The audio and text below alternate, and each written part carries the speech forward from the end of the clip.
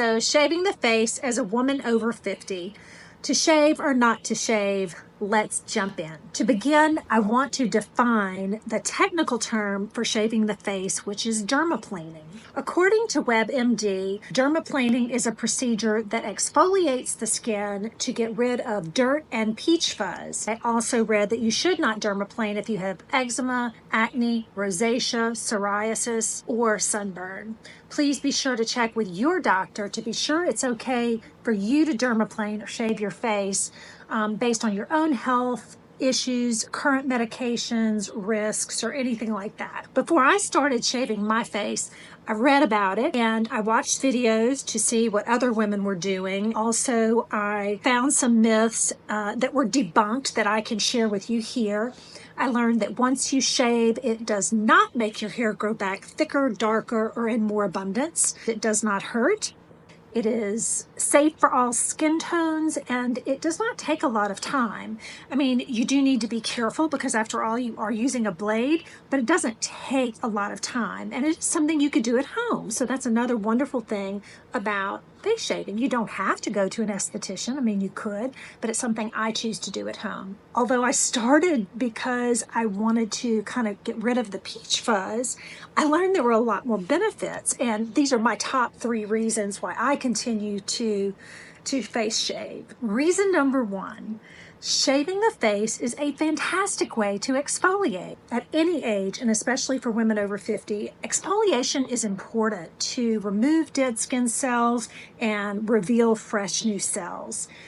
As we age, the cell turnover slows down, and so our face can get dull and textured. If you're around my age, which is circa 1963, you probably remember the different kinds of exfoliating scrubs that had coarse granules in them, or sponges we use to polish the face and get rid of skin debris, clean our pores. Exfoliation methods have changed so much over the years, and now the methods are much less abrasive. Shaving the face is one of those methods. Also now use chemical exfoliants, face masks, retinols, retinoids.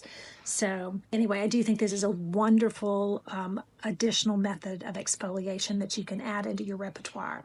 Okay, reason number 2, improved skincare product absorption.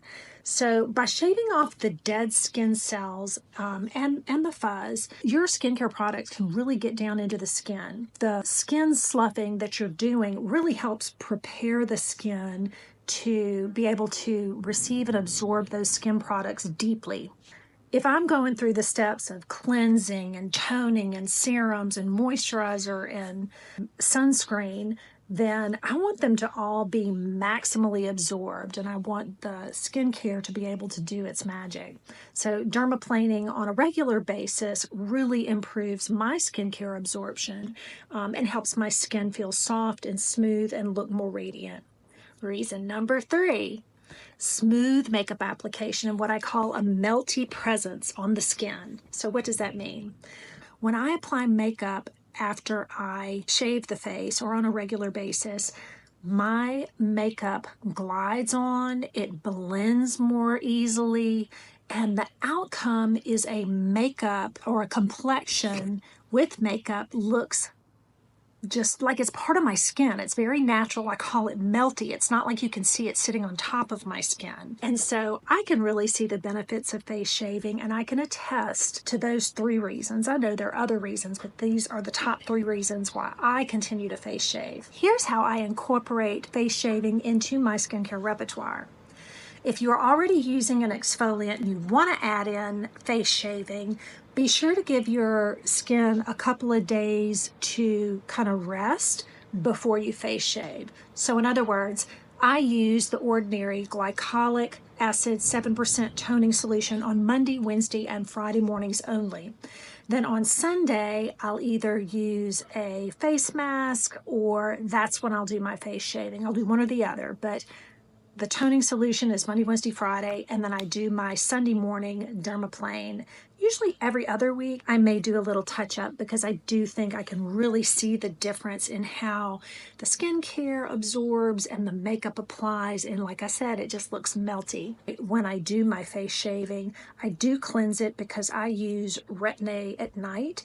And I also apply oils and things like that, serums to my skin. And I just want it to be nice and clean and ready to shave. The other thing I do is I make sure that my skin is dry. The key, I think, is to go slow. It doesn't take long, but you do have to move slowly. So the first thing I do, and I'm traveling right now and I don't have it with me, but I'll just kind of show you what I do. I start on my cheeks and I just very slowly, I guess they say it's at a 45-degree angle, I kind of come down the face. So I will do my cheeks, then I shave in between, under, and right over my brows. I'm very careful. You know, you don't want to take off your eyebrows. Next, I work around my upper lip and then around my mouth because there are little hairs all around here. And you just want to be very careful again because you don't want to cut yourself. I mean, it is a razor. It is the product I use is called a Tinkle, and I'll put it right up here on the screen so that you can see what it is. I use that. It's not a straight blade. It's kind of got a protective edge to it. So I like it. But yeah, you can razor burn your face if you go too fast and you're not careful. So just take your time, get a nice mirror, sit down, and dedicate a few minutes to doing this. Anyway, after I do my upper mouth and my lip, I then do, you know, the neck and just go very slowly down it. And I also do my chin because that's an area for me where my pores tend to get larger and my makeup can look very cakey.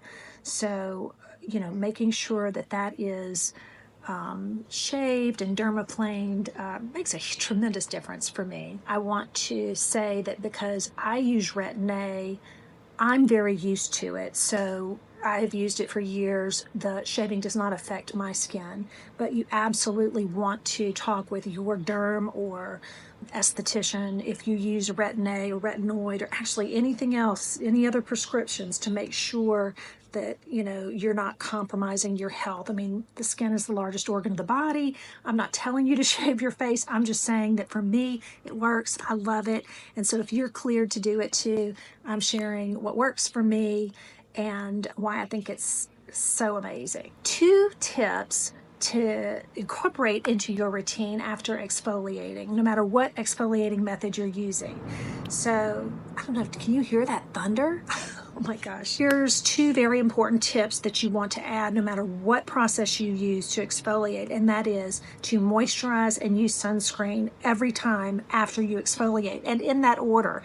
If it's nighttime, of course, you don't have to use sunscreen, but I typically exfoliate in the morning, wash my face, dry my face, and then no matter what method I'm using, whether it's the glycolic acid toner or it's a mask or I'm shaving my face, I am very careful to then apply a moisturizer, and I will list some down below. I've tried all of these that I'm listing and can recommend them just depending on what your needs are. So I've listed those. And then the second thing is to apply sunscreen. You need to apply moisturizer and sunscreen in that order. I've also listed some sunscreens that I really enjoy, and then I've listed some moisturizer sunscreen combo products. So if you're interested in trying any of those, the most important thing though is to be very careful to apply those 2 things every time you exfoliate. So that is it, ladies. If you aren't shaving your face, do you plan to try it? Let me know in the comments down below.